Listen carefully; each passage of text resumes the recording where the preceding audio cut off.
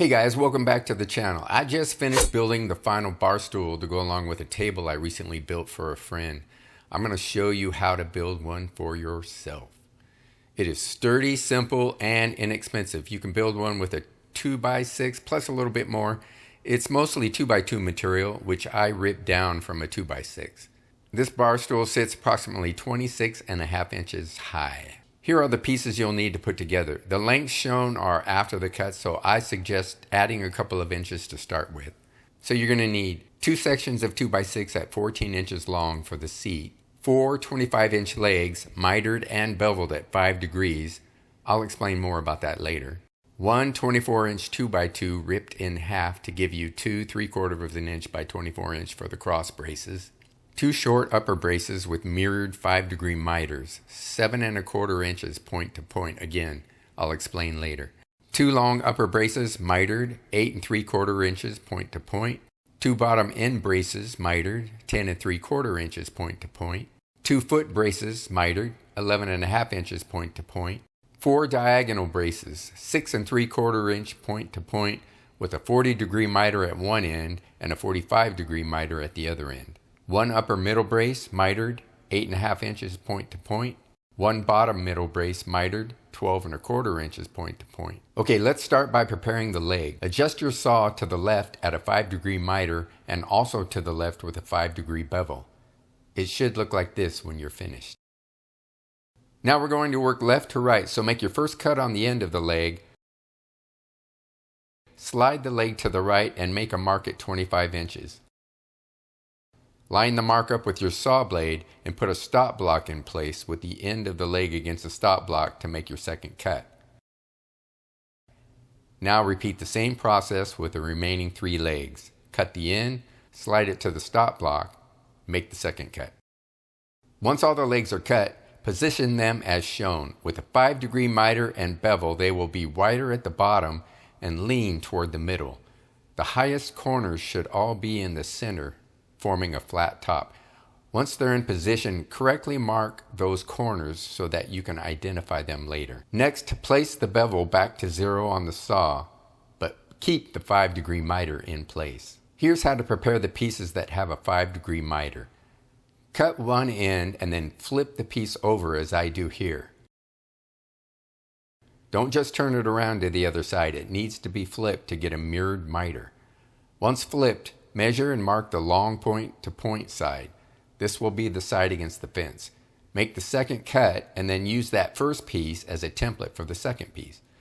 Just make the first cut on your second piece, place the first piece on top, line it up even, move it over to touch the saw blade, move the template back a little bit, making sure the second piece stays in place, and make the final cut.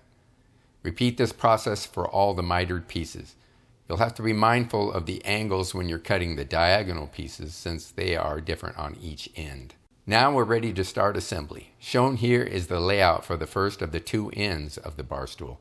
These have the short upper brace and the bottom brace. Make sure you use a bottom brace here and not the foot brace. Now this is an important step. Be sure to position the legs as shown. The mark you made earlier on the legs is placed down on the workbench and toward the middle, facing each other. You'll notice the short top support sticks out a little since the legs have that 5-degree bevel. To line it up with the legs so the seat sits flush later on, I lift up the foot end of the legs with a 2 1/8 inch wide board. I also use an 11 1/4 inch support board mitered at 5 degrees point to point between the legs at the bottom to keep them in place when clamped. Here's a tip when clamping. Use 5-degree mitered blocks to offset the angle so you get straight clamping pressure. Now here goes the assembly. Glue both ends of the short top brace, line it up with the leg ends, and clamp. Next, drill a pilot hole with a countersink bit a little bit smaller than the screw, and then screw in a 2 1/2 inch screw. Do that on each side.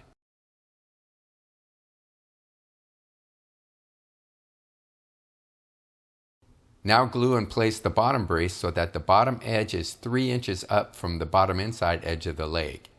Double check and then pilot hole and screw, one on each side.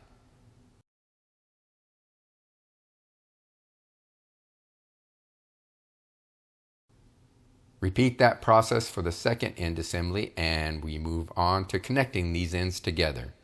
The long top braces get used to connect the sides and you'll notice the same issue with the angle. You can adjust the top to match or rip a 5-degree edge off as I'm doing here to get it to line up.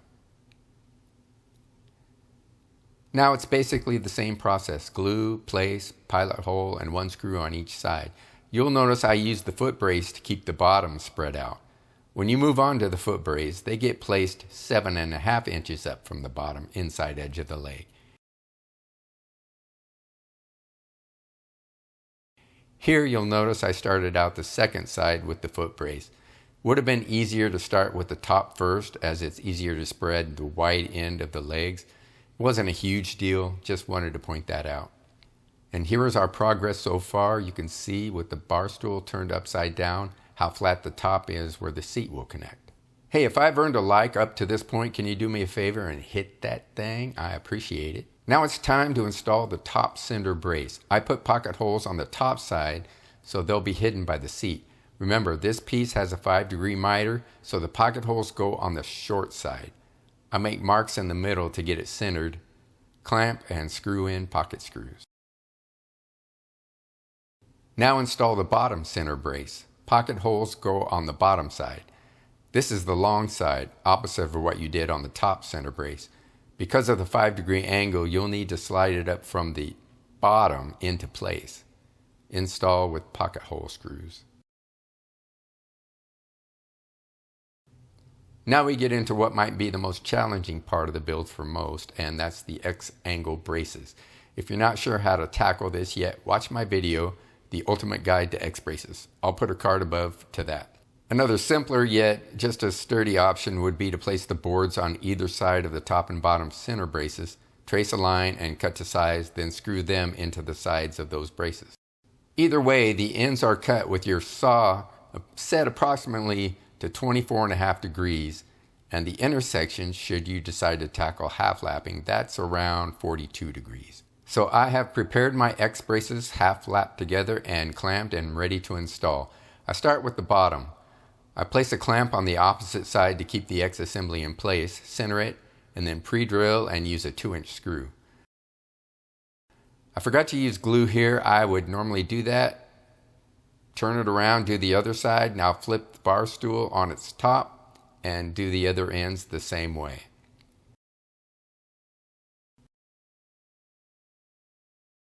Now it's time to install the diagonal braces. They get installed on the ends, not the foot brace side. The 45-degree side goes on the bottom brace and the 40-degree side against the leg. Remember, the leg has that 5-degree angle, so we need to account for that with the side of the diagonal brace. Same installation process, countersink pilot hole and 2-inch screw. Again, I forgot the glue, but it seems to hold rather securely.